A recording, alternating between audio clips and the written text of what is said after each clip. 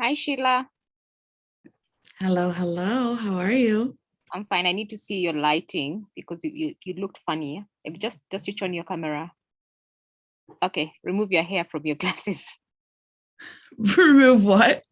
Your hair is covering your glasses. Got it. Yeah, Got it. much better. Much better. Much better. Yeah. Okay. Harbor. You ready? Ready. Okay. I Thank was you. I was going to speak to some child and youth involvement in the US child protection system too. Is that okay? Yeah, that's fine. Okay. Great.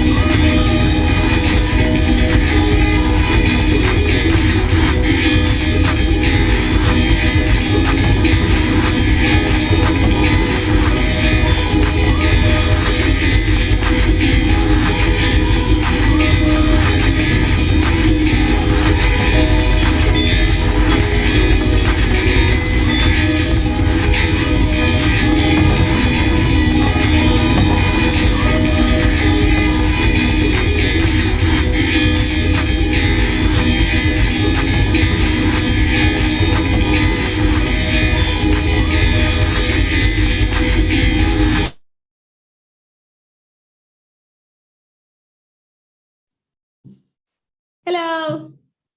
Hello. Hi, welcome to our webinar. Hi, how are you? My name is Purity Mura. I am Brian King, your co-host today. Yes, we will be your moderators today, or your host, whatever you'd like to call us, but we are here for you. So I hope wherever you are listening to us from, wherever you seeing us from, you're doing great, you're doing amazing, because here at Smithsonian's, we are doing great. And well, we're going to first of all welcome our CEO and founder, Miss Jennifer Caveria. Welcome very, very, very much. And welcome, give us your remarks. Thank you so much, Maura and Brian, and welcome everybody for this amazing amazing webinar. Today we have an interesting conversation because we are going to talk. The last 2 weeks we've been setting pace about global child participation, the global outlook. Last week we did from the African perspective. We went into the African Charter, and we went into the with the guidelines for child participation in Africa. Today we want to check, all these children participate? We have an amazing panel that is going to go into details on this. We have Yvonne Taguirey, who is from Zimbabwe. She has an amazing experience on child participation in Africa. We have Marilyn Njoroge from Save the Children, who is also going to give us do children in a humanitarian or in conflict situation, do they really participate? And then we have Sheila Bola, who is from the United States, but she's a Kenyan by extension, who has an amazing experience working with younger children, those tiny ones, on child on younger children. Do they really participate? Do younger children really participate? And then we have an amazing young person. I've had him, I've listened to him, and he is amazing. So he's in school right now, but he told me, Miss Jenny, I'll be there at 3 o'clock South African time. That's about an hour from now, because he's sitting his exam. So he's going to join us, but he really wants to tell us, it is possible for a child with disability. And it's not just because most of the time we tend to take a particular category of children with disability, not the difficult ones. So Shadiq is an amazing young person. Listen to him, he'll give you energy to just go on and do this work. Thank you so much, and welcome to our webinar. Please remember, if you have any questions, if you have any comments, put them in the chat box. Let's have a very interactive chat box where we are going to have a conversation. If you have any questions to any one of the panelists, please put them in the chat box, or just do in the Q&A and direct them to the panelists that you want to speak to. But most of it, welcome, and thank you for joining us. Back to you in the studio, Maura and Purity.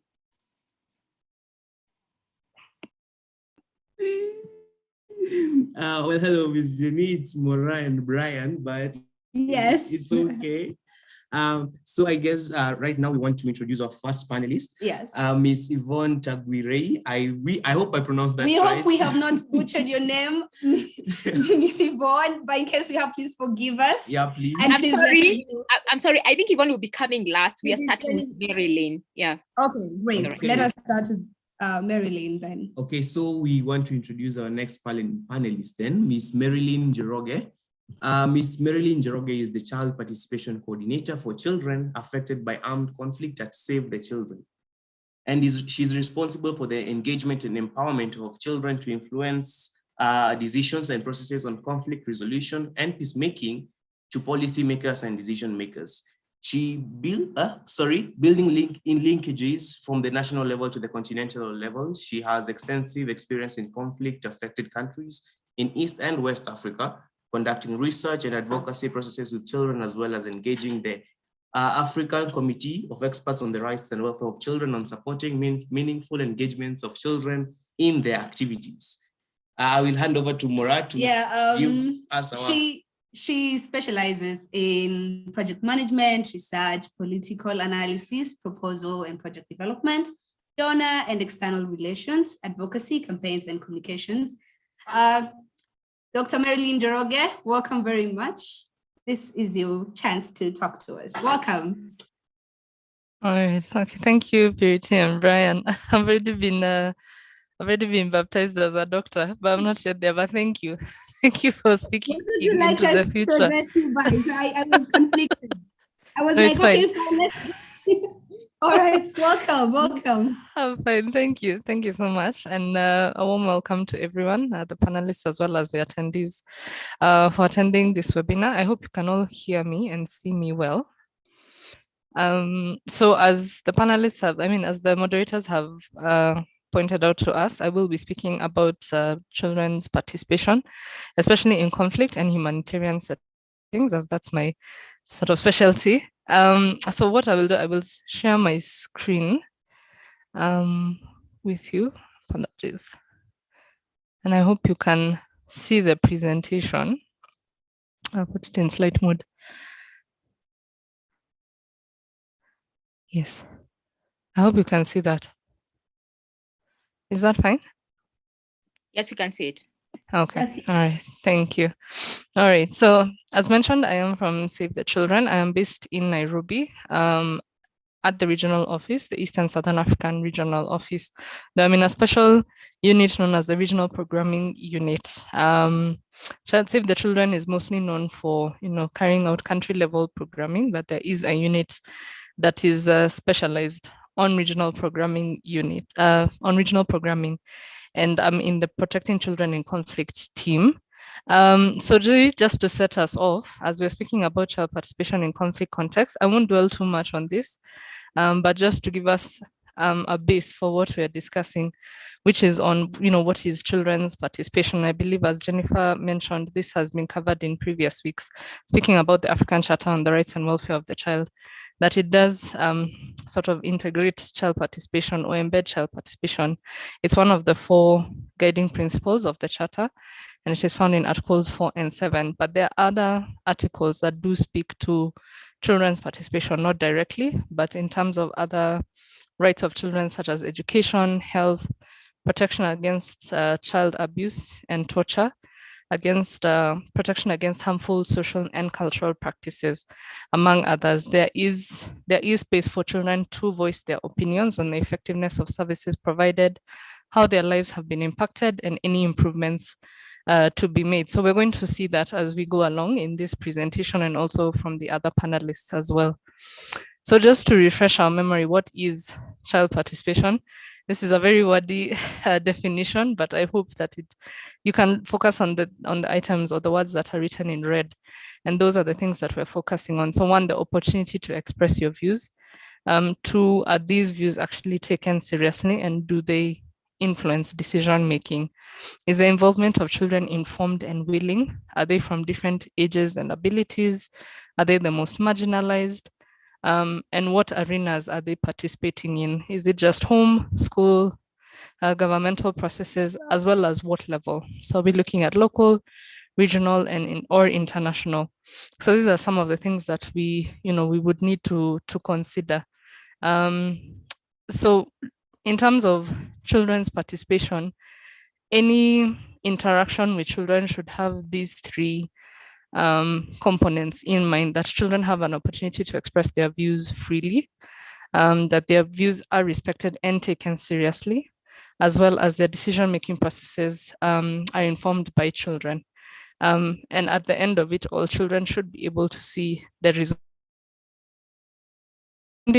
or rather, regardless of any situation that they're in, whether it's the most marginalized, whether it's a specialized situation, these 4 sort of criteria for interaction with children needs to be there.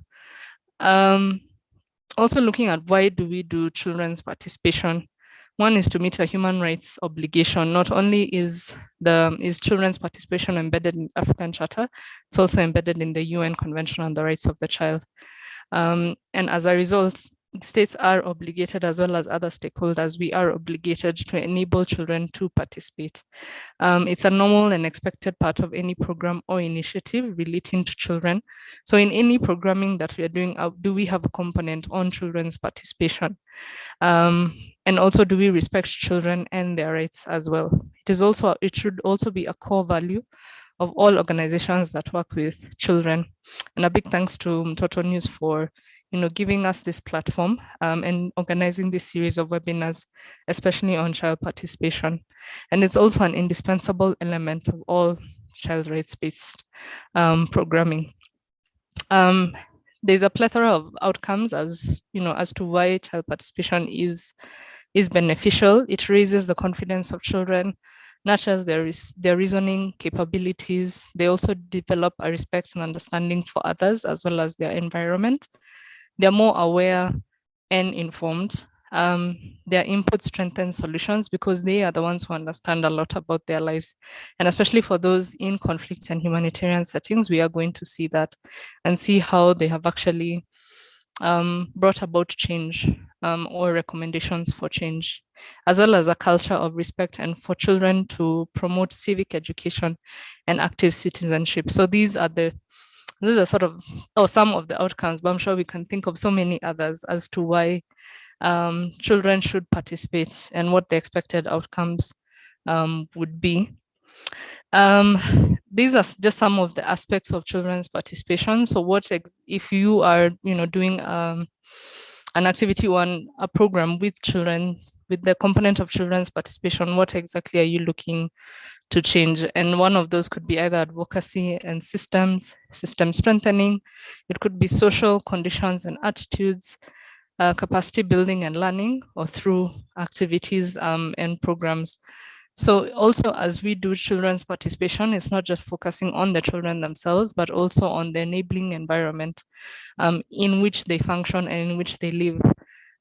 As adults, adequately equipped to understand what child participation is, and do they actually enable that environment with children, as well as also social conditions and attitudes. How are we looking to sort of change or to address those attitudes that do not allow for children's participation, as well as also system strengthening.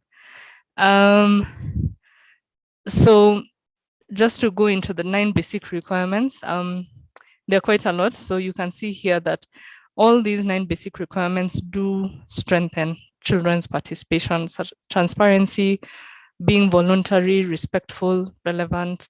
It needs to be child-friendly, inclusive, adult training, safe and accountable.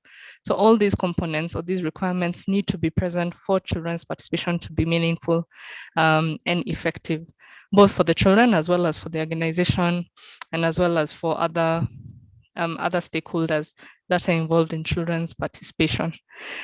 So going into the approaches very quickly, we have 3 levels of children's participation. There have been other approaches that have been shared by other practitioners, but for Save the Children, these are the ones that we go by. So that is consultative, where we get the views of children for them to tell us, what their experiences are in a particular situation. So we have done this in our team, talking to children who have been affected by conflict. We also have collaborative approach to children's participation, where we do work with children in terms of them coming up with their own activities, their own research ideas and questions for them then to be able to move ahead. But this, we work in a collaborative way or approach, and this I'll talk about, as well as child-led. So this is where now the children would actually be able to come up with their own activities, come up with their own programs, their own processes, and the adults are just facilitators of those processes or those activities. So it's the children who actually lead everything from the design to the implementation, even to the monitoring, and the adults just provide support and guidance. So with that background, which was quite a lot, but I hope with that background, and at least I hope I've set the setting for this webinar, we then look at some of the activities that we've done as the Protecting Children in Conflict team at Save the Children in various conflict-affected countries, and one of those countries is Mali. So we've had a lot of key achievements, but it really started from a point of not much was known about child participation. I mean, it's a concept that we've talked about severally within Save the Children, but in terms of really looking at this niche area of children's participation in conflict and humanitarian settings, this was something new that we were starting off. So working with our country office in Mali, first we thought of training CSOs, and child and youth organizations on child participation, as well as how to undertake advocacy with AU mechanisms. And this we did in March 2018. And as I go throughout, you will see that there has been a trajectory, or sort of, a process as to why this has taken quite a bit of time. So this started in 2018, March. That's when we had the training. Then the consultations were done with children in Mopti and Gao, that is the north and the center of Mali, in May 2018, and we published a report known as Peace for My Homeland, which I can share later on, or I can share with Mtoto News and they can share with the rest. So from that training, they were then able to apply what they learned in the consultations. Now, from the consultations that were undertaken in May 2018, the Children's Parliament, which is a lot of where the children came from, they actually presented to the President of the Republic a declaration of the children of Mali during the Day of the African Child, which is usually celebrated on the 16th of June. So, and recommendations and experiences from those consultations were actually incorporated into the declaration, which was presented to the President, as you can see below here. So from there, we were then able to work with the country office to ensure a sustained engagement with children, with the Children's Parliament, as well as with other child-focused organizations, such that then the momentum of working with children and really incorporating them into their work was sustained. So from that work in 2019, a sort of a movement-wide campaign known as Protect Children from Conflict was started. And actually Mali was one of the target countries, or one of the focus countries that was selected for that campaign. And because of that, the children in Mali actually started off a children's advisory group that was then inputting into the campaign. That was, sort of setting up the campaign plans, the action plans, the progress, and having regular meetings. And the country office was just facilitating that work. And of course, with our team's guidance and technical support, we were able to take that work forward. And so through advocacy processes done at the country level, we were then able to elevate those advocacy processes at the continental level and even at the global level. So in 2021, that was last year, we then had a child-led research on attacks on education. So again, working with the same children, the children in the Children's Parliament, we were then able to do research on attacks on education in Mopti from July to August 2021. And from that research, the recommendations and the experiences that were shared by children in the field, that material was actually incorporated into a call to action that was developed by children, and that was shared at the 4th International Safe Schools Conference, which was held in Abuja, Nigeria, again in October last year. So that was following on from the research that we had done. So that's a sort of a snapshot of the work that we've done in Mali. We also did the same work in South Sudan. Here I've just given a state of child participation in South Sudan, where it was mostly seen as partially inclusive. Girls were being excluded over boys.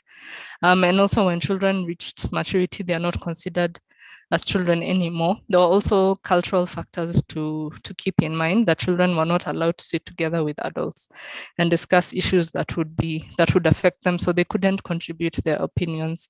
Also, living in conflict-affected areas, children do not have access to information, education. They are not aware of available services that would benefit them, and that affects their right to participate, as well as insecurity and interclan conflicts. So again, in 2018, this was in October, we were able to actually conduct consultations with children, which were carried out in Bor and Juba.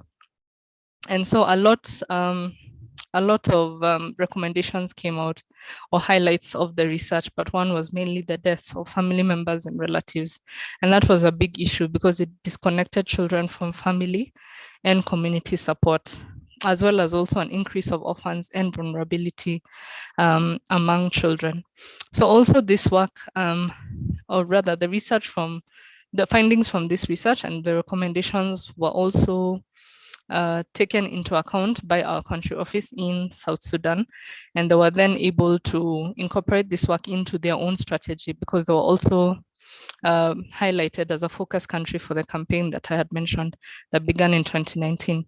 So the highlights and the recommendation from the research was actually incorporated into their strategy.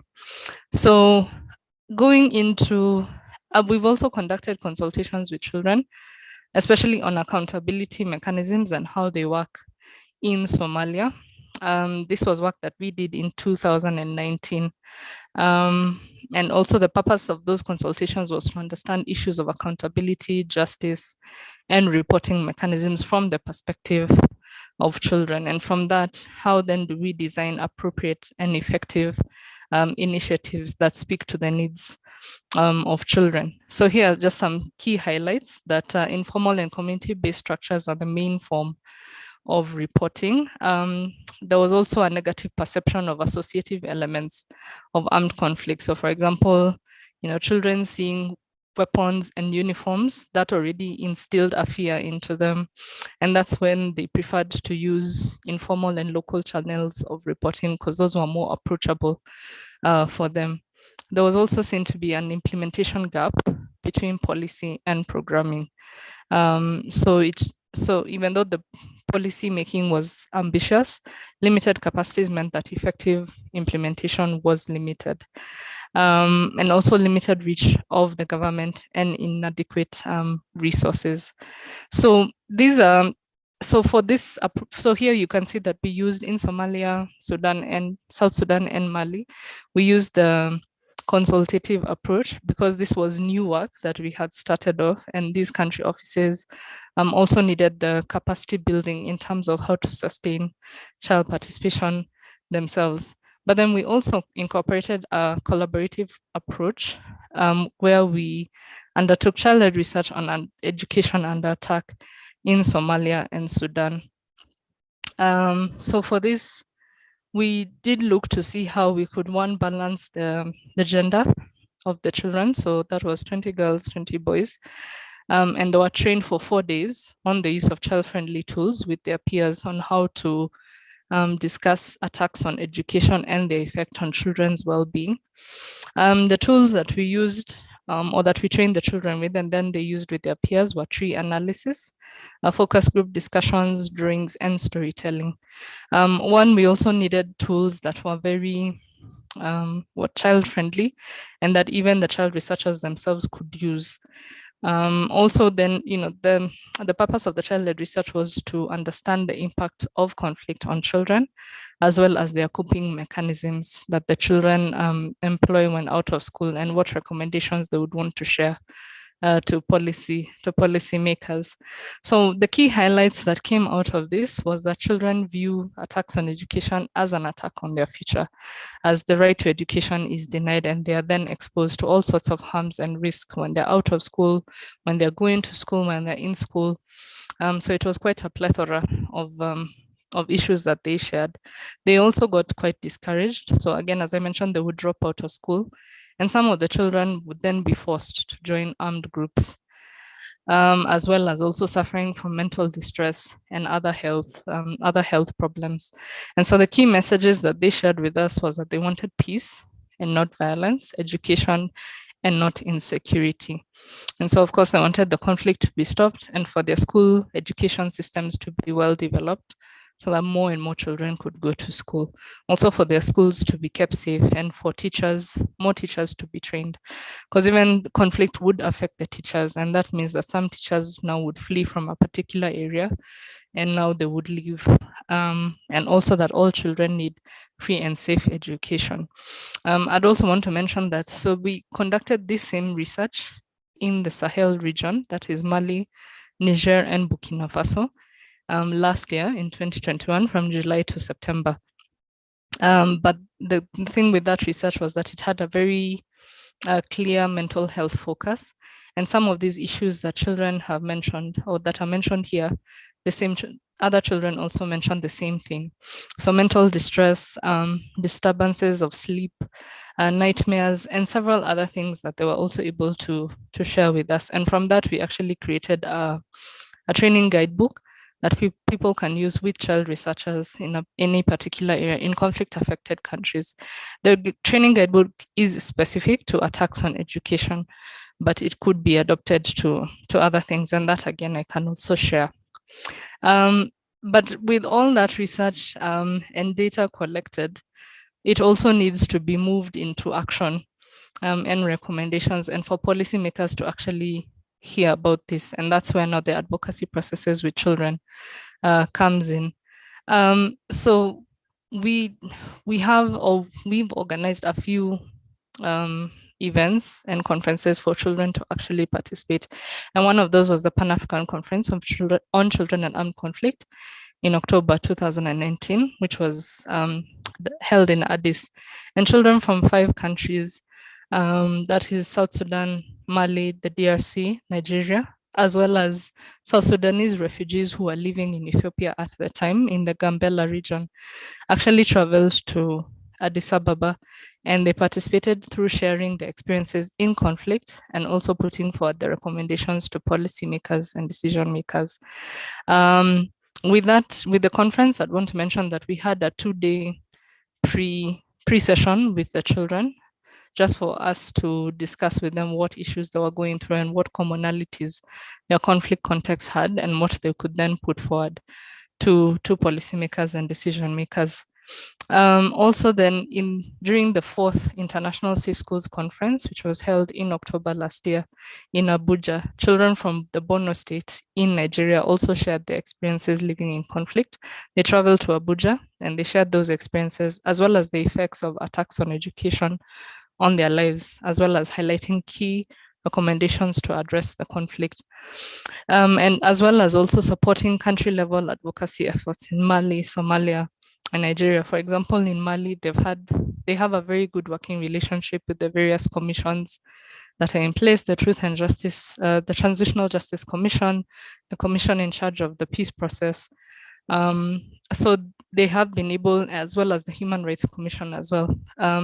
So they have been able to, the children have actually been able to attend these meetings themselves, and they are the ones who actually take the lead, of course, with the guidance of the country office. But this has been quite groundbreaking work, and work that we have then been able to elevate to the continental level as well as the global level.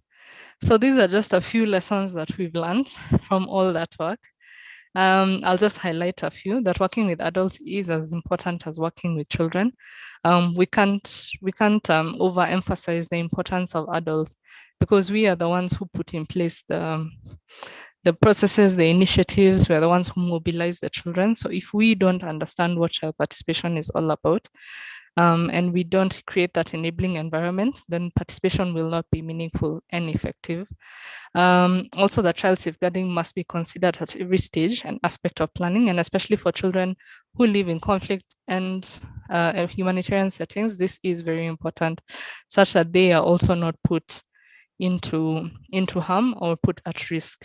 Also, that child-friendly information is essential, and we need to be able to accommodate different languages, especially local languages. We do have the official languages, for example, as the African continent.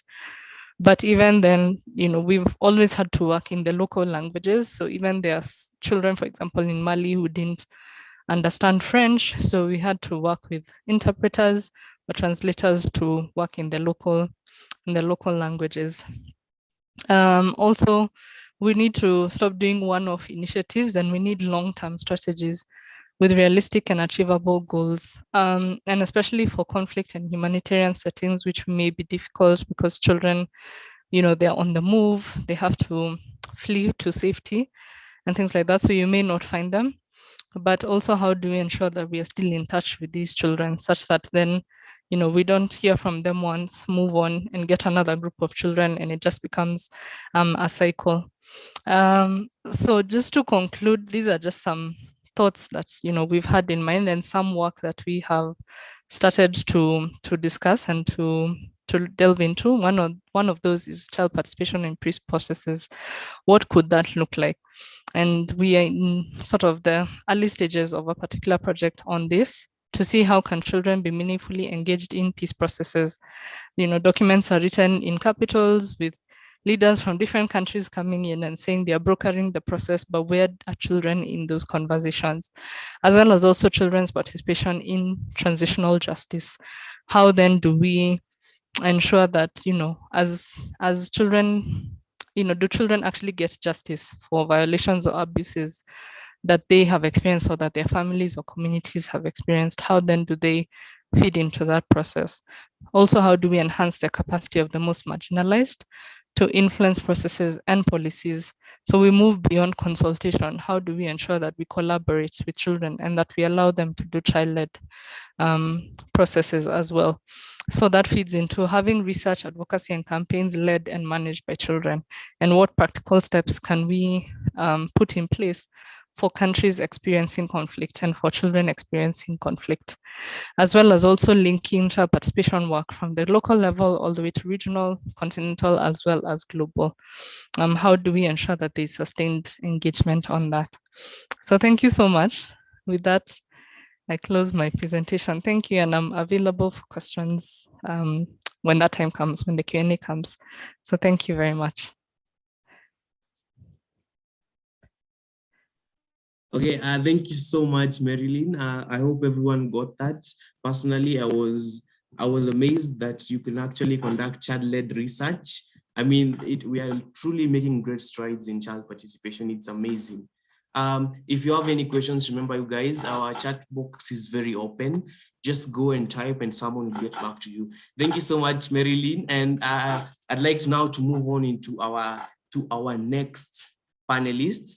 Her name is, just a minute, sorry. Okay. Sorry, her name is Sheila Bola. She is a strategist, an advocate, resource mobilizer, facilitator for equitable child and family well-being.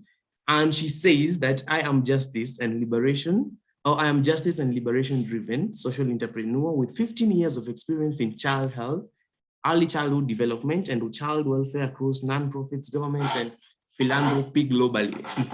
I strive to dismantle white supremacy systems and contribute to the collective re-envisioning and rebuilding of community design systems that ensure every child has a resource, family, broadly defined, and community. Hand over to my next coordinator. Okay, great. I will continue. She fundamentally believes people know what they need to thrive.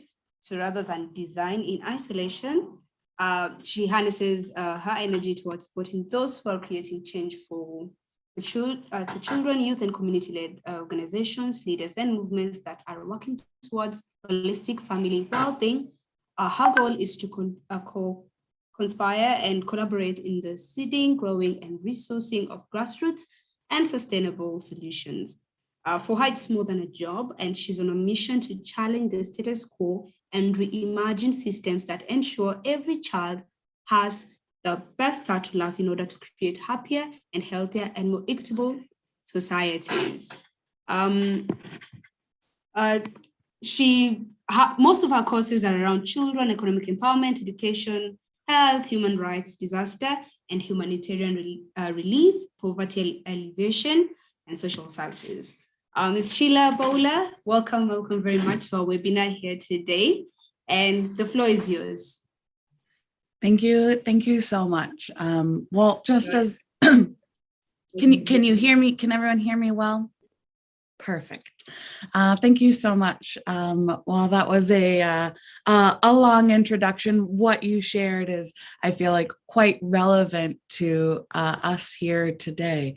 How do we listen to the voices that are really experiencing the realities on the ground, and how do we listen to those in a way that drives our decision making, drives our policies, and really enables the type of world that we all envision for future generations and children to come, to just as last stated there from my bio, that just create happier, healthier, and a better world for all of us. So child participation, as I'm sure all of you know and are here today, is kind of becoming a new sensational topic in the development world. In philanthropy, I currently work with children's rights funders. It's a very important issue for them. We, in the development sector more broadly, again, thinking about what are the ways in which we can hear child and youth voices. And I'm really excited about this movement because of its ability to shift the power, and for those, again, on the ground experiencing the realities, to really define what decisions are made around their lives. Of course, this work has been happening for a lot longer than this new trend hits us. And of course, Mtoto News has been there and trailblazing these very important strategies along the way.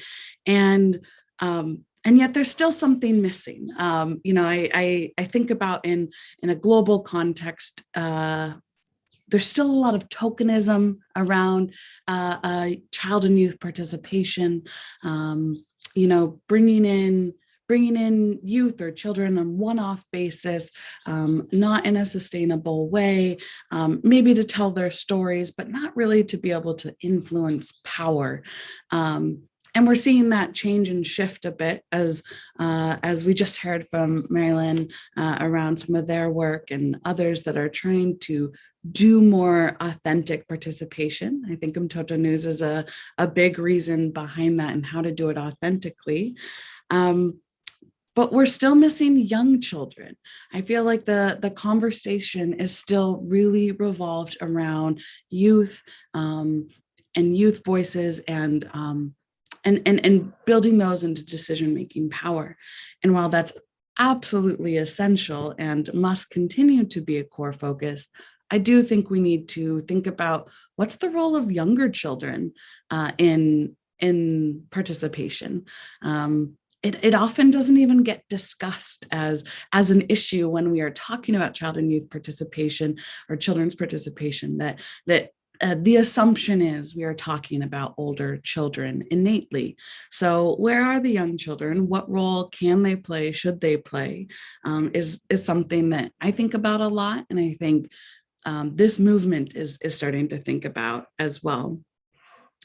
So yes, early childhood, young children's participation has been excluded from these conversations, and yet it's still their right. It's still a young child's right to participate in their own life, in their own community, in their own environmental surroundings. And it's empowering. And think about, we talk about what it is to engage older children and youth, and the ways in which we create this opportunity for their voice to really drive changes. And imagine if we built that from the youngest years and we cultivated that as a strategy, starting from the earliest years of really allowing children to express themselves, young children to express themselves and what they need and what they desire. And then building that in as we go along. And once we have youth, youth activists with experience from a young age could have an even more profound impact. And in addition, when we ask young children what they like, what their experiences are, what's holding them back, what feels unsafe, what feels safe, our impact is better because we really understand from their perspective what the biggest challenges are. Now, of course, we have to do this in an age-appropriate way. Maybe we can incorporate these things into the classroom, into playground settings, but really allowing young children to express themselves in playful conversations, whether that's between an early childhood provider, a family member, a community member, but having playful conversations where an adult is curious and asking questions and understanding from a child's perspective what's going on around in their world and what they would like to see change. For example, some young children can be really supportive in designing early childhood programs, whether that be a center and them helping define what they're going to learn about or how they're going to learn or what a playground should look like. They could draw it out. You could set up a fake, kind of playground or childhood center that with some local materials, some outdoor materials, and see what they pick up, see what they like, see what they enjoy, and then build around that. We can talk to children about their families and what they're experiencing, what's going well, what's hard, what feels safe, what feels unsafe, what's a safe community, what's an unsafe community. Children really have ideas about this, and it's about bringing it out in an age appropriate way, like I said, through playful conversations, through creative coloring, acting out, things of that nature.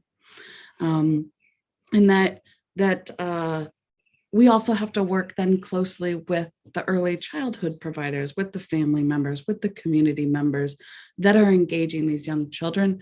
So they have the know-how, the skills, the ways to collect information from those processes, the child-led research that you were just talking about, Marilyn.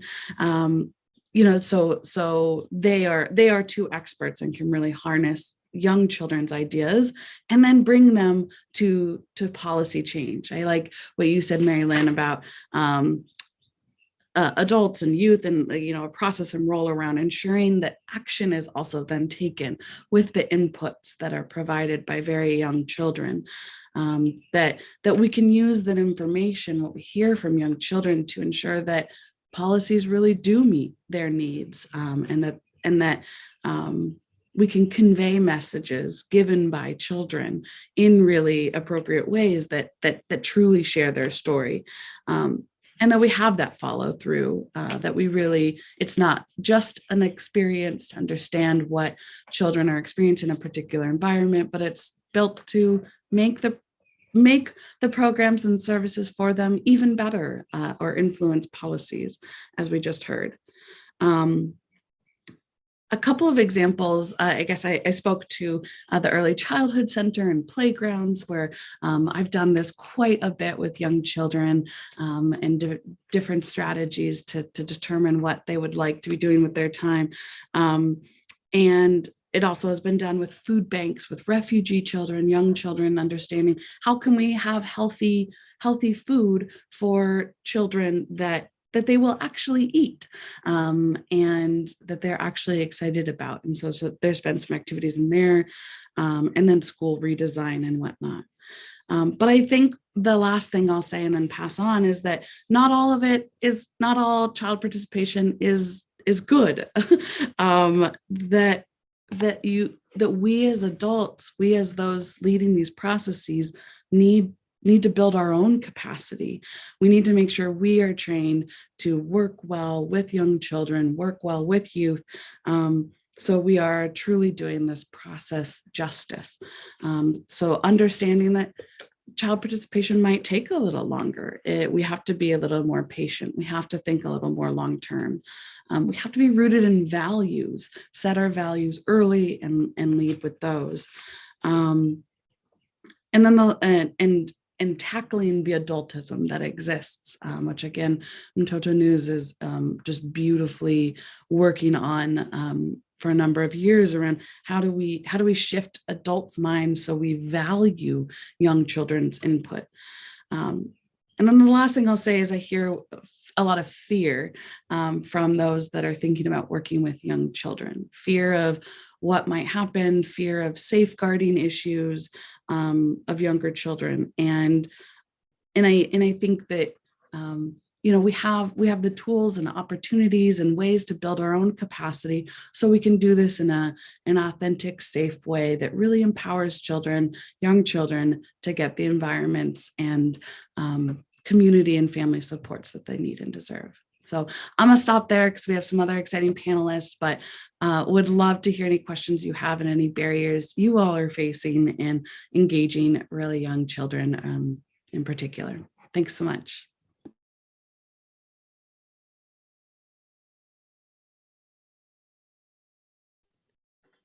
Well, thank you very, very much, Ms.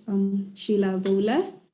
We appreciate your input. That was an amazing session. If you still have any questions, we have our chat box. Please do ask any and every question that you have that will be addressed here. Now, For next speaker, I see Sadiq is in the building. Hello, Sadiq. How are you? Good. Hello. Welcome very much to our webinar today on child participation. So I'm just going to read your bio real quick, okay? Okay. Yeah, Sadiq is a 17-year-old from Cape Town, South Africa, who has been able to participate in many activities at a very young age. He's a radio presenter who has his own show called Politics and Jazz with Sadiq. He's been involved in so many activities. Some include doing drama at the Helen O. Gratis Drama Academy, horse riding. I hope I'm going to be reading this right, SARDA. He's a child government monitor with the Commissioner of Children, being at Vista Nova School from 3 years old, has assisted him in molding him into who he is today. He's differently able, and this has never stopped him from going after his goals, which he set for himself. Some of these accomplished goals are interviewing President Cyril Ramaphosa, interviewing Dr. Beth Engelbrecht, I hope I read that right, former head of Western Cape Department of Health, doing a presentation at the NAS Conference 2019, and being part of the Procedural Pain podcast, which influenced hospital policies, that's really amazing. Firstly, most recently, he has had the pleasure of doing a presentation in Parliament to comment on the Children's Amendment Bill 2020, the Western Cape Commissioner for Children. Amazing. Welcome, Sadiq Daniels. This is your stage. Take it on. Welcome. Sadiq, before you start, we need to first to hear from Yvonne what it means participating for you. What does it mean? So Yvonne, you can start. Yvonne? Thank you. All right. Welcome to Sadiq. But before Sadiq speaks, I really would like to set the tone for him, just to really analyze the extent to which children with disabilities participate. I hope that's okay, moderators. Yeah, sure. Please do go on.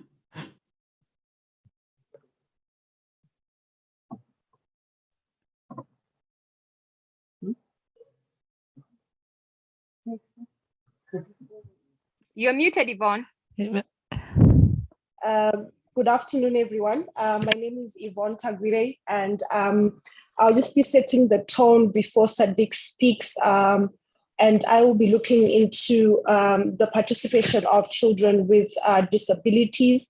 But I really like how our moderators have coined it as differently abled. So as we heard from Marilyn and Sarah, there are definitely children who are really excluded in the participation process. And the focus of my presentation will be to look at the participation of children with disabilities. So the outline of my presentation is just to give a context of inclusive participation in Africa. How does that look like, and what are the trends? And then also briefly touch upon the laws that state the importance of child participation and disability inclusion, and then really zeroing in on some of the tools and approaches that can be utilized to ensure that participation is made a reality for all children, and then conclude with some key messages for Sadiq to then lead on in inspiring us in terms of giving us his experiences and how he has been really influencing change in South Africa. So from the outset, as mentioned in previous webinars, but also as highlighted by Marilyn in her presentation, we note that child participation has really gained traction in Africa, where in the 1980s and 1990s, it was a process of norm setting by virtue of the Convention on the Rights of the Child. And in the African context, we have the African Charter on the Rights and Welfare of the Child. So after these child rights instruments were drafted, we see that our African countries have really committed through ratification and then making laws, and the aspect of child participation therefore has really developed in the past 5 to 10 years. We've also, this has also been evidenced by how African countries are also putting in place child participation structures.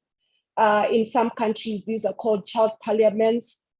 In other countries, child councils, and in others, they're called child clubs.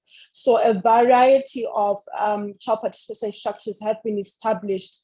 And this is really based on the fact that it stems from child participation being a principle in itself, but also part of a substantive cluster of rights that are included in the Convention on the Rights of the Child, as well as the African Charter on the Rights and Welfare of the Child.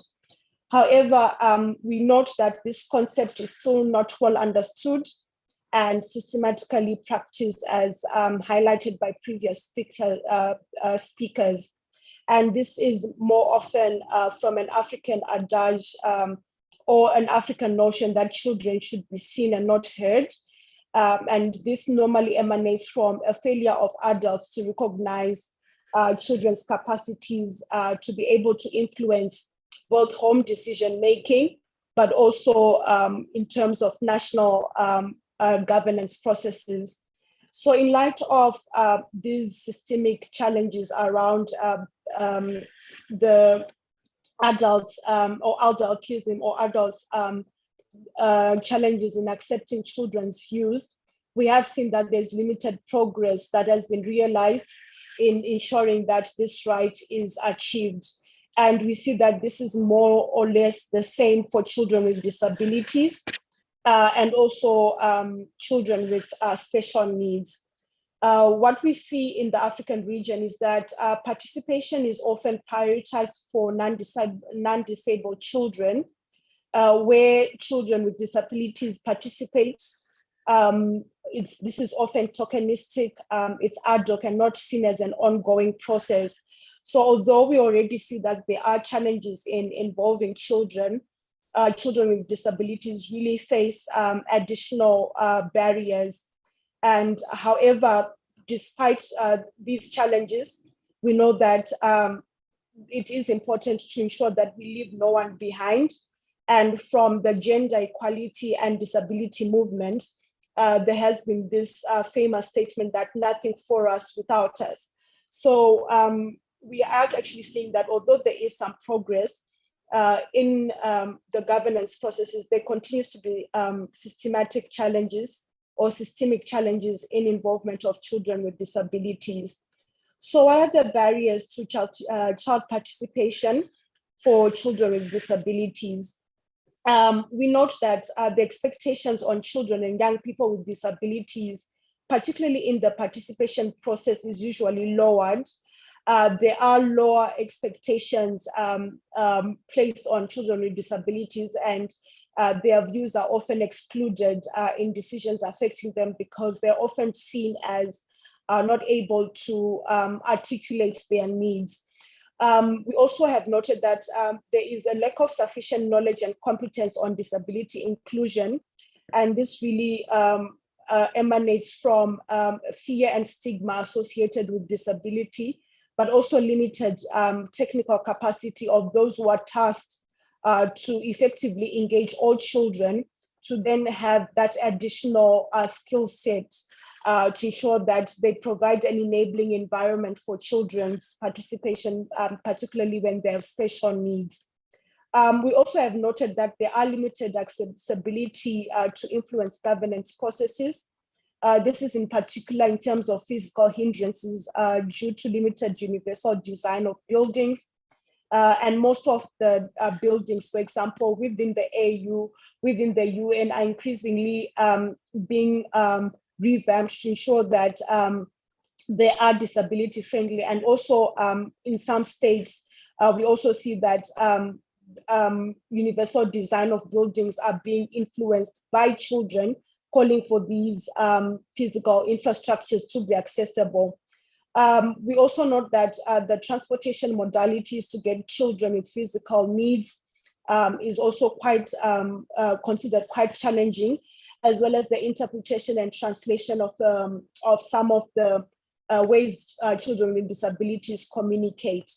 And inclusive participation is also viewed as expensive and an intensive process in terms of preparing the children to participate, but also ensuring that as they participate, they are safe.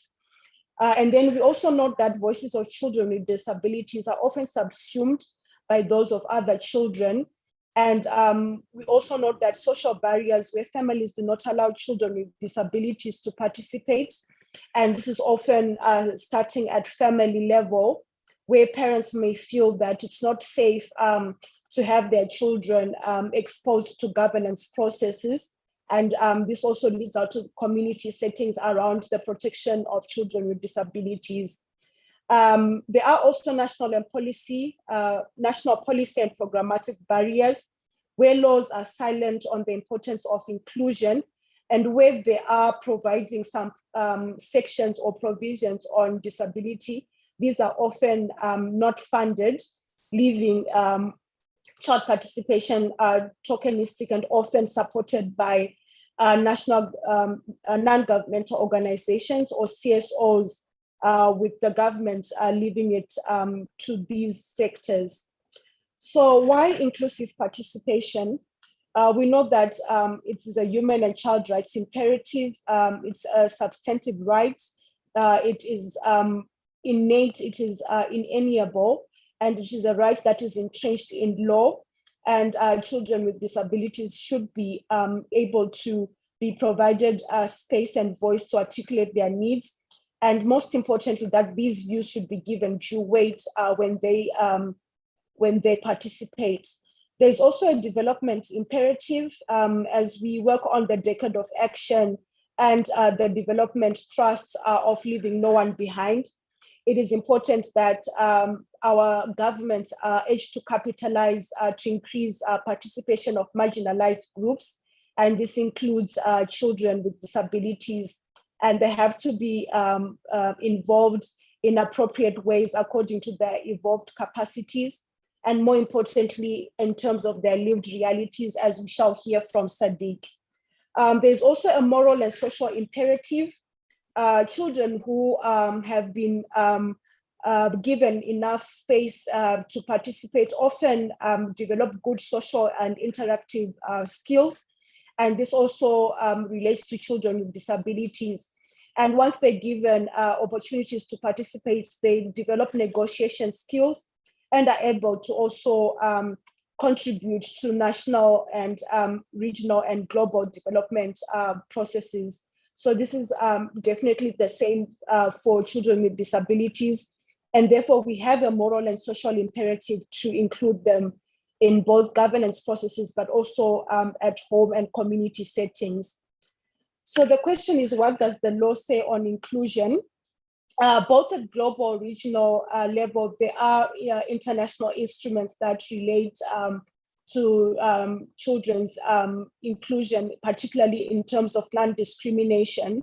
However, what is very encouraging is that the UNCRC and the United Nations Convention on Persons with and the Rights of Persons with Disabilities, CPRD, are very mutually related, and they support the importance of the respect for the views of the child, and to ensure that a child who has a disability should have their opinions given due weight. Recently, the CRC committee and the Committee on Persons with Disability issued a joint statement calling for governments to ensure that there are systemic and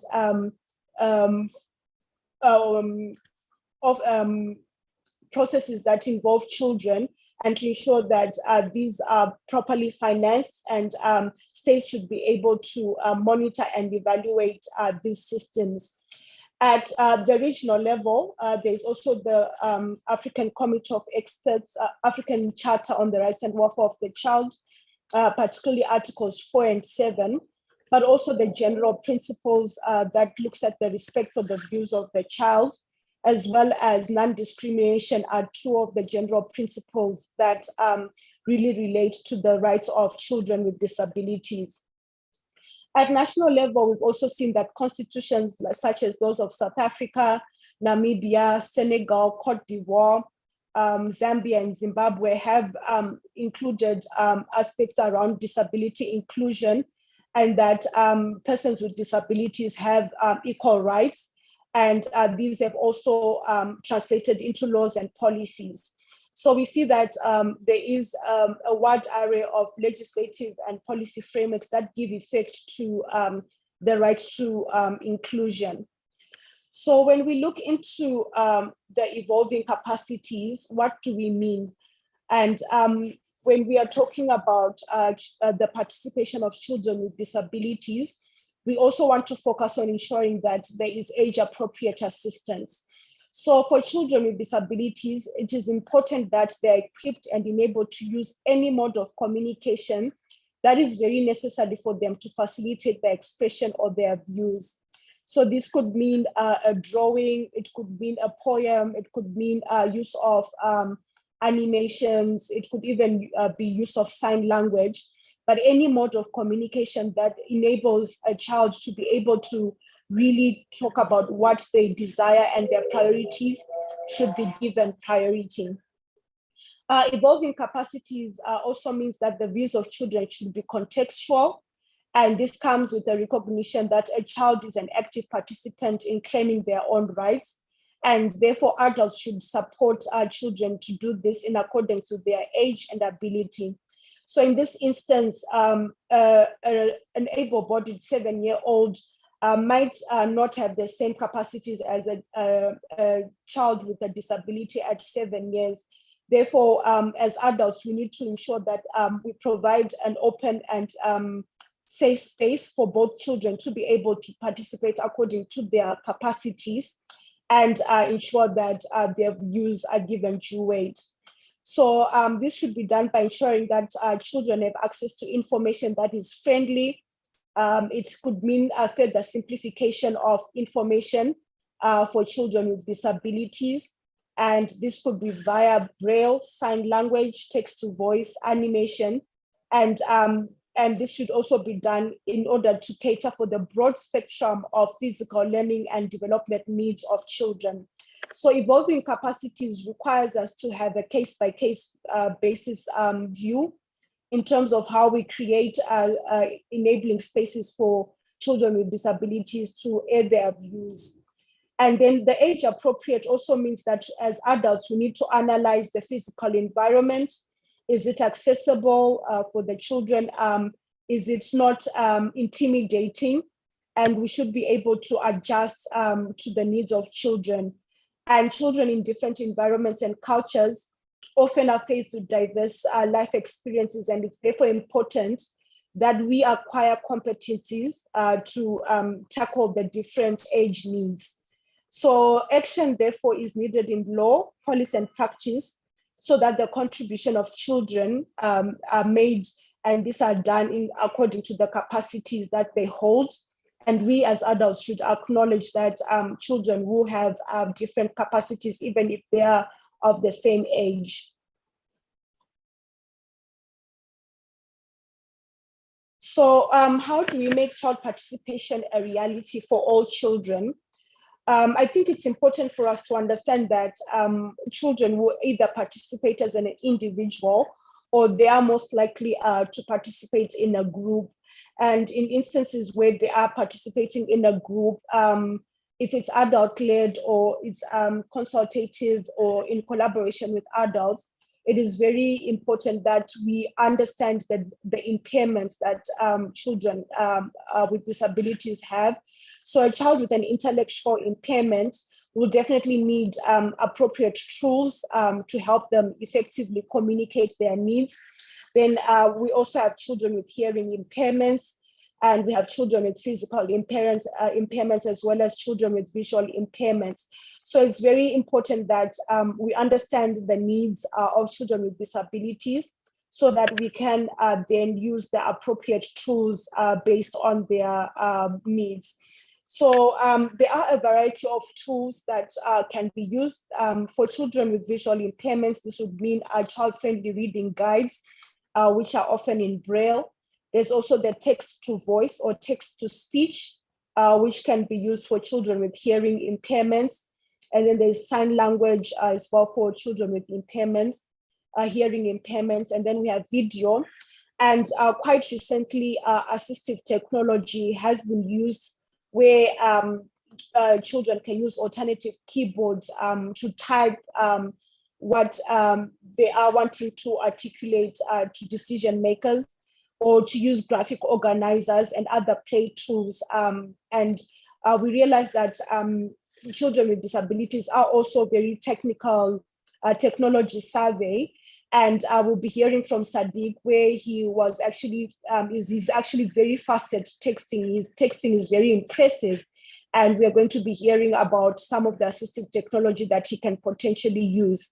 For children with physical disabilities, it's also important that the room or the environment where they participate has the necessary tools such as soft mats, where it's necessary elevated physical surfaces, and ensuring that there are no physical objects that would potentially harm them. And then for children that might also need ergonomic pencils, this should also be something that should be provided to help children draw as part of their efforts to articulate their needs. The approaches, some would be the same that are used across the board for all children. However, play therapy has proved to be really effective for children with broad spectrum autism and other development impairments. Some children can use drawing, and we find that peer-to-peer learning has really been helpful in most contexts. And then use of body mapping, storytelling, and role-playing have been some of the approaches that children with disabilities find interesting and are able to use to reflect on their needs and to communicate on their needs. So we see that from these tools and approaches, these should definitely be analyzed and assessed in line with the impairment that the child has, in order to ensure that we are providing an enabling space to air out their views. So the Lundi model for child and youth participation, which I believe was discussed in webinar 2, really also applies to children with disabilities as they participate. And when we are talking about space, we really need to reflect, have we provided a space and inclusive space for children to express their views? Have we asked children how comfortable they are talking about their needs as children with disabilities? Is there safe space in which they are not bullied or intimidated by other children who are participating, particularly if they're participating in a group? And have we also taken steps to ensure that all children can take part, be it with or with no disability? And then when we talk about voice, are we also determining inclusion in the voice? Have we provided appropriate information and to facilitate the expression of children's views, particularly when they have a disability? Have we enabled them to have the necessary information based on their context and their lived reality?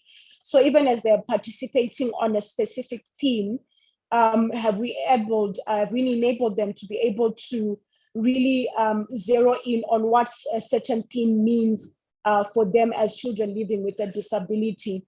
And we also need to ask ourselves, have children also been given a range of options as to how they can be able to express themselves? And this is particularly true for children with disabilities who might think they might be able to make a presentation, but when they get to maybe a public space, they might feel that maybe singing might be the best. So we need to be ensure that we've given children a range of options in terms of how they can raise their voice when they are articulating issues that affect them. And Lundi also also zeroes in on audience and influence. And this is really important, particularly when we are talking about ensuring that the views of children have been communicated to someone with the responsibility to listen. So as adults, we also need to put an inclusive lens, an inclusion lens. And as we are developing policies and programs after children's participation, we need to ensure that the voices of children are not of children with disabilities are not subsumed into the overall recommendations that have come from children. And we also need to ensure that as persons with influence, we need to ensure that these views of children are taken seriously and acted upon where appropriate. And in fieldwork, what we've realized is that children often complain that they really do not get feedback as a result of their participation. And this is more so for children with disabilities who are often calling for adults to be able to feedback and be accountable to them in terms of how a decision or an outcome of their participation has also really zeroed in or taken into reality their contextual realities that children with disabilities face. So from a wide consultation with children with disabilities, children with disabilities want to be considered as equal to their peers. They want equal space and just to be enabled to be able to articulate their needs. They need both parental and adult support so that they're able to effectively participate in governance processes, but also at home. They need family support to be able to feel that they are able to actually make a difference in their lives. They need autonomy where possible, according again to the evolving capacity, to be able to raise issues and make decisions as well. So they really are calling for us to view them as critical stakeholders, particularly when decisions affect them at home. We do, however, know that child participation comes with risks, and this is for both children who are abled and with children with disabilities. But a plethora of research on violence against children really indicates that children with disabilities are at increased risk of abuse, neglect, and exploitation. And this is in particular when they are participating in a group, there's a risk of being bullied or intimidated where participation is open for all children. But by virtue of them really requesting or really needing adult assistance, this also puts them at a heightened risk of abuse. So safeguards of children with disability essentially is the same as that for non-disabled children. However, particular attention needs to be paid on promoting a high level of awareness of the heightened risks or harm, and high standards of practice need to be put in place to keep children safe when they participate. So in terms of child safeguarding risks, we need to conduct a risk analysis, include the children in analyzing the risks, particularly when they are going into physical spaces where they might not be inaccessible. So it's important that we conduct a risk analysis and adults that are facilitating participation need to have mitigation plans. And children with disabilities also need to be informed of where they can report. And once reported, as adults, we really need to ensure that standards on practices on child safeguarding are effectively employed. So in terms of a question on whether we are closing the gap to leave no child behind, I think for us to be able to answer this question, we really need to ensure that we are using appropriate tools and approaches to advance the participation of children with disabilities. And we need to see children with disabilities as equal players who should be given space, audience, and us as adults being able to be influenced by their participation. We also need to understand why and how, and this can only be achieved by continuously and systematically investing in becoming skilled and competent in our efforts to involve all children. And as previously mentioned, we also need to ensure continuity of participation of children with disabilities by ensuring that they don't only attend once-off events, but that their participation is systematic, and this is in accordance with their needs. And if we are to be in line with the advocacy priority of leaving no child behind, we also need to address emerging trends where we look into using assistive technology and in the protection of children with disabilities in the digital space. As we will recognize, our children are also really accessing the internet, and this is no different for children with disabilities. Therefore, there has to be a concerted effort to ensure that we are protecting them in the digital space. So I'll conclude to give Sadiq an opportunity with some key messages. And children with disabilities definitely have the right to be involved, and the right to be heard for children with disabilities should be provided on an equal footing. And equality means that we need to put the necessary tools and approaches that supports them to do so effectively. So government and CSOs should ensure that children with disabilities are equipped with the necessary mode of communication, and that they are able to use any type of communication that is appropriate. And alternative and augmentative modes of communication should definitely be a priority to facilitate the expression of children's views. We also need to empower our children in light of Article 31 of the African Children's Charter, that both children and young people should be mutually respectful of children with disabilities. So particularly when children are participating in a group, it's important that we raise awareness, we share information, and dispel myths and views, particularly with other children, so that they are able to view children with disabilities as their peers who also have an equal voice to raise.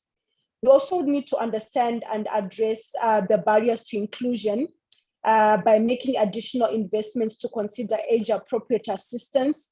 And this means disability-friendly access and information available in Braille.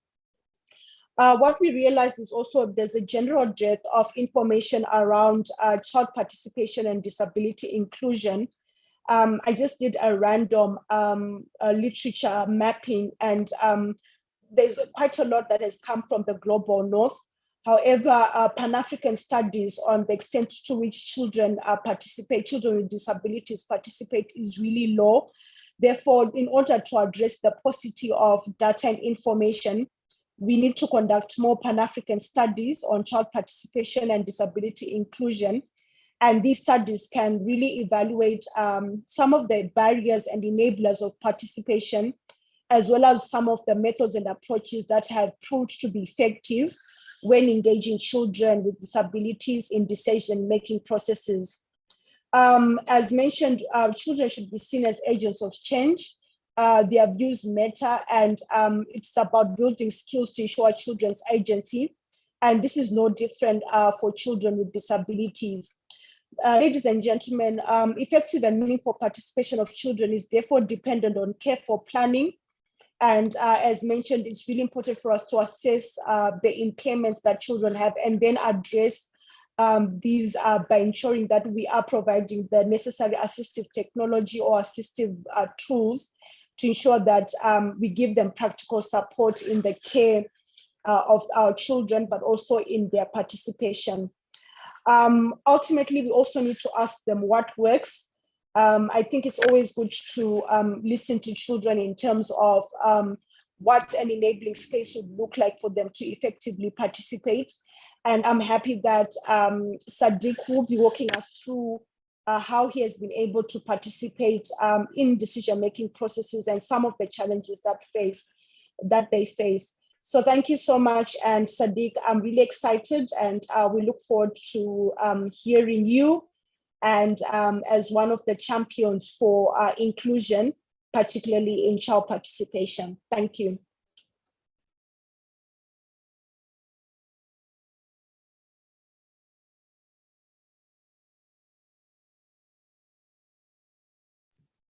Thank you so much. That was a very insightful session in terms of inclusion and child participation.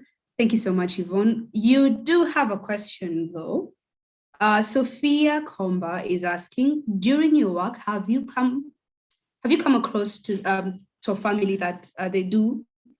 Let me start again, story. During your work, have you come across to the family that they do practice harmful culture to hide children with disabilities and not take them to school, even play with other children? If yes, what did you do to convince the family to send the children to school or to break such bad culture? So perhaps before we go to Sadiq, you could address that question. Thank you so much, Maura, and thank you to Sophia for that very important question. Certainly, Sophia, we see that it's a very common practice in Africa where children with disabilities are hidden.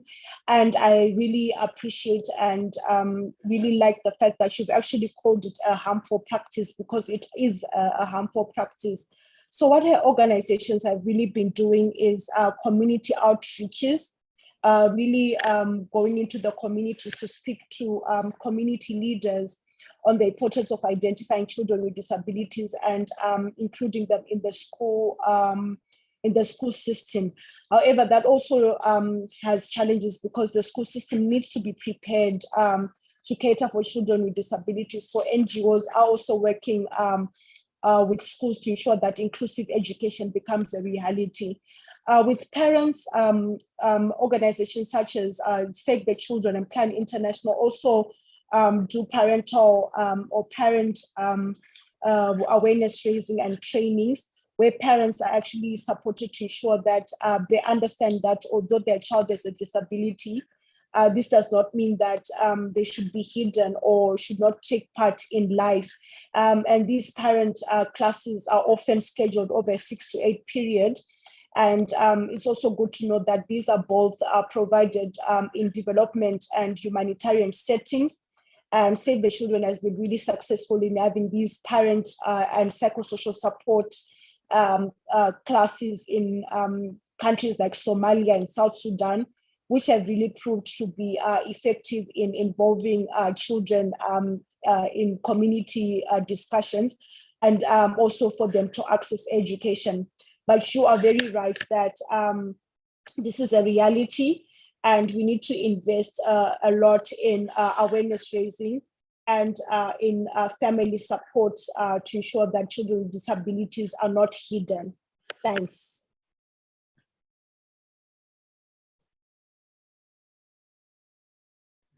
Thank you very much. Thank you so much. Sophia, I hope you have gotten the answer to your question. Yeah, and just to let everyone know that Ms. Yvonne Taguire is a legal researcher and social policy specialist with 14 years experience in the child rights sector. So the insights that you have offered are amazing. So now over to you, Sadiq. It's your time to address us. Please do turn on your mic, turn on your video, and talk to us. Welcome. Hey guys. So Sonic says he's a bit uncomfortable because he doesn't know what you would like to hear from him. So I don't know if you want to pose some questions to him directly, or should I play the role of interviewer?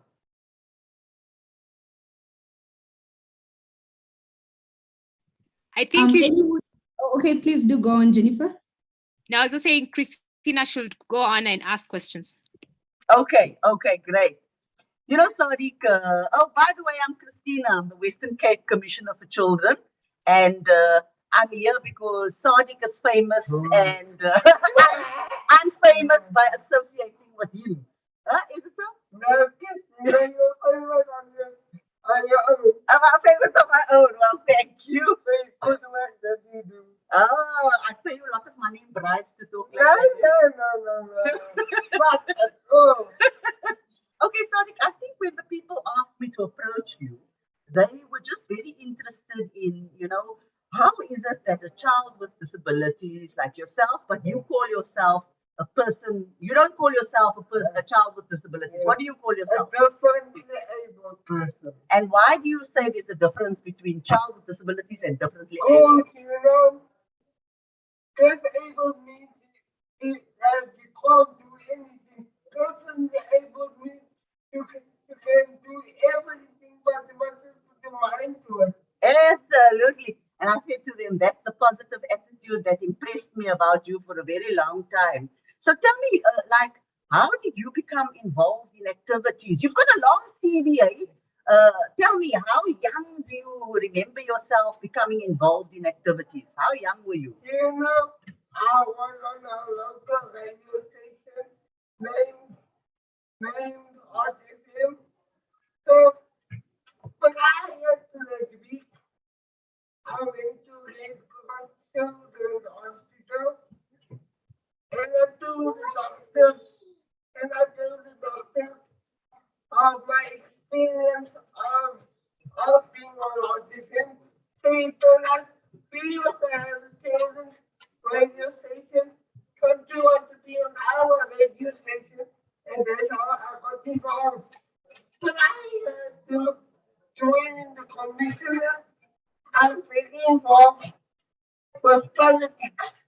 So they said, seeing that you so verbal, the children's commissioner of the Western Cape has sent us a message to the full monitors. Don't you want to join us by being a monitor? So I said, yes, sure, anytime. And that's how I joined the commissioner. How old were you when you started being a radio journalist? I think about 30. 13 years old. Yeah. And how old were you when you joined the monitors? I was about 15, and since then, I've been a lively experience. You have your own cabinet in my office. Yeah. What? Tell them about that. I have my own cabinet. I have deputy president, speakers of the National Assembly, and secretary general, and everything. But you will find in the president's cabinet, I was Tabi thinks he's the commissioner for children. I I'm not trying to take my job, sir. think I'm more the president. Oh, you were the president of the children. So I can be the commissioner for the children. Yeah. Okay. And tell us, what kind of projects have you been involved in with RX Radio? You had some highlights there. Tell us about your highlights. In 2019, on the 18th of July, on my neighbor's birthday, President Cyril Ramaphosa came to RX Radio to meet the children, and I had the greatest honor to be in the studio with the president and ask him some questions like why can't children vote? You also have a radio show with me. Yes, I have 2 radio shows, Jazz and Politics with Sonic, and Chat with the Children's Commissioner, where we just speak about anything and everything that the commissioner does in the office. Do you feel that children that are differently abled are welcome in this office? Obviously, what kind of question is that? We feel free, I feel free to do anything in this office. I voice my opinion. They don't treat me like I'm differently able. They treat me like a normal human being. And that's what I'm so grateful for. Even the government official treats me like a normal human being. You had the opportunity to go to Parliament. Yes, I am. And we voice our opinion on the Children's Amendment Power Act, and it's slowly but surely changing. We can see a few differences. What we wanted is happening right now. Are you willing to take questions from the floor, Sadiq? Yes, I am. It's a very busy day in our office. We are having birthday celebrations, so excuse us for having so much activity in the background. Sadiq's willing to take questions from anybody who wants to ask him.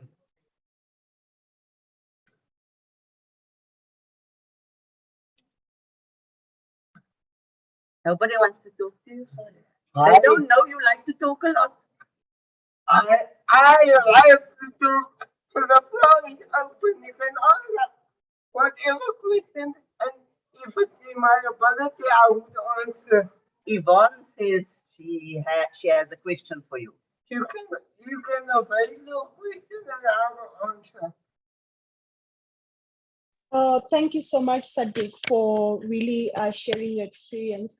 My question is, you are a leader, which is very impressive. How have you been able to influence decisions? And do you feel that adults always come back to you as children with the outcome of your participation? Maybe if you can just help us to understand how you inspire others, and then whether you feel that adults are good at giving you feedback after you've participated. Thanks, Sadiq. Yes, I feel like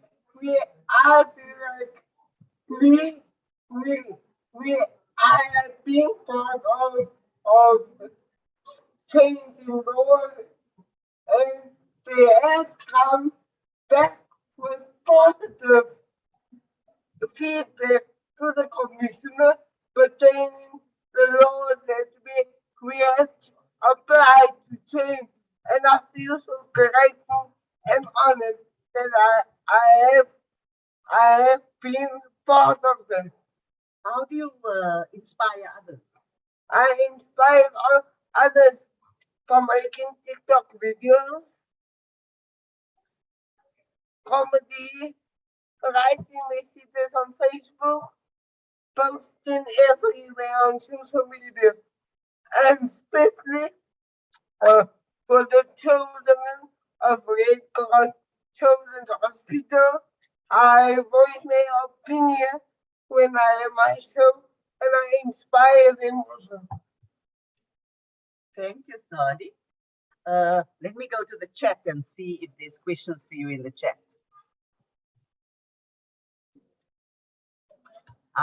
No questions in the chat right now. Maybe you'd want to just close off. You're 17 years old. It's almost the end of childhood. Are you sad about that? Yes, I'm very sad for that.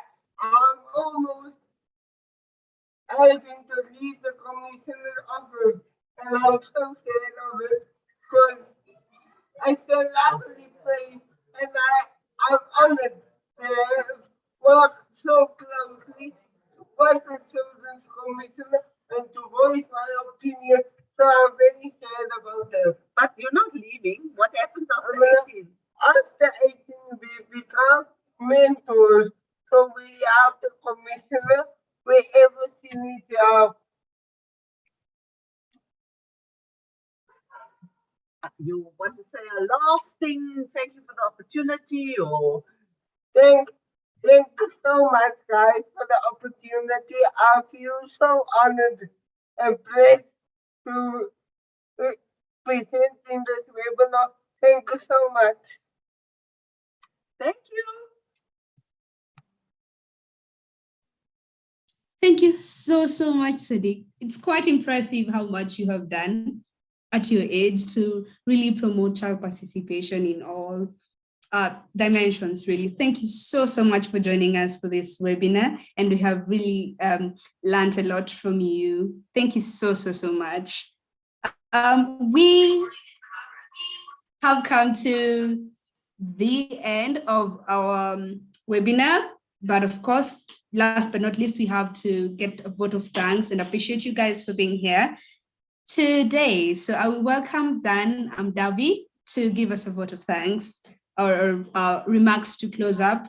So Dan, please do, you're welcome to talk to us. Then I guess Jennifer could close up, yeah? Yeah, Dan, welcome. Thank you, Maura. And panelists for today. It's been an interesting moment, a moment of learning. And I believe each one of us, or every one of us, is coming out of this session with something. And I hope this information, we're going to put it in practice so that it can then have an impact on the lives of our children.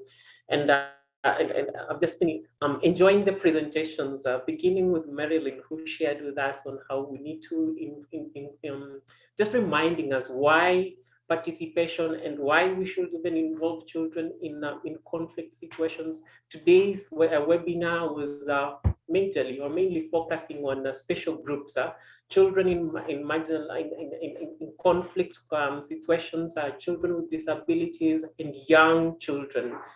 We do not normally, or in practice, we do not normally think about these groups, children in conflict situations. Everyone wants to stay out of conflict or away from conflict regions.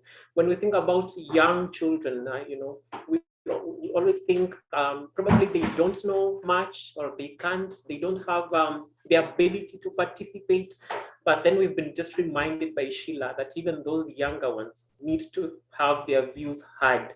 And she has just shared how and why we also need to ensure that the younger ones, and I'm happy that at Mtoto News we've been thinking about them, the younger ones, the ages 3 to 6, or even below 3, a 2-year-old somehow, in some way, expresses themselves, whether it's through crying to get attention when they are feeling uncomfortable, and they could be at risk of abuse, and they express themselves through crying. And so we need to pay attention to all categories of children. And we were reminded by Dr. Elvis Fokala last week that children are not homogeneous. We need to come up with participation needs to be age appropriate and also context specific. So when we're talking about children in armed conflict regions, we need to think of that as a context, that when we're engaging children, we therefore come up with the appropriate means and even tools to engage them. Age appropriate, what Sheila just shared today, they're not homogeneous, they have different needs, and we need to pay attention to those needs and facilitate them well to participate. And so I'm just happy that we are getting to learn. With every session, we get to learn more and more. And I hope we are going to put in practice whatever we've learned so that we then facilitate children to enjoy their right. Professor Landi or Lundi, depending on how you want to pronounce it, just reminded us that child participation is not optional. It's not a gift we're giving to children. It's their right. And we have an obligation as adults, as states, as CSO organizations, non-state actors. We have a responsibility to ensure that children enjoy their rights. The mandate or the responsibility to facilitate children, to facilitate the enjoyment of rights by children rests with us as adults. And therefore, it's our responsibility to ensure that children are participating. It's our responsibility to find ways of facilitating children to participate. And as we come out of this webinar, I just wish to challenge you as you go home, as you go to your offices, as you go to wherever you're going after this webinar, when you go back to your normal daily activities, think of ways of ensuring children within your spaces are participating in decision making, from the very basic level, family to community to school to in our organizations and even the government spaces for those working with the government. And so I just wish to appreciate our panelists for today for the insightful presentations. Thank you so much for taking time to research, to prepare your presentations and even share this afternoon. And for participants, I wish also to thank you for creating time off our busy schedules to be here for close to 2 hours to just learn and also listen to this webinar. We are going to have another session in June. We shall share details. Look out on our social media handles. We're going to have another very insightful session in the first and second week of June. With those many remarks, I wish to hand over to our CEO, Jennifer Kabiri, to officially close or end the webinar. Thank you. Thank you so much, everyone, for joining us today. And remember, next week we have an interesting one. using technology for child participation. So we have a panel from tech people. We have Dr. Maria, who has done extensive research around digital participation. We have someone from Facebook. How can you use Facebook and other platforms for child participation? So we have a very interesting panel. We have someone who's going to talk about media and child participation. So let's join in next week using the same link if you are using this, but you can register again for next week. We really, really are glad, and thank you so much for joining, and follow-ups on Twitter, on Facebook. So it was live on LinkedIn and YouTube. If you missed any aspect, you can go to Twitter and LinkedIn. Marilyn, you have something to say? Okay. So thank you so much, and bye-bye, and God bless you.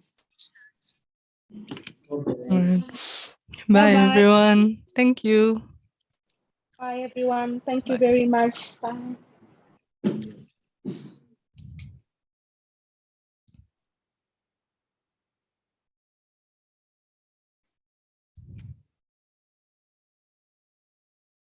Okay.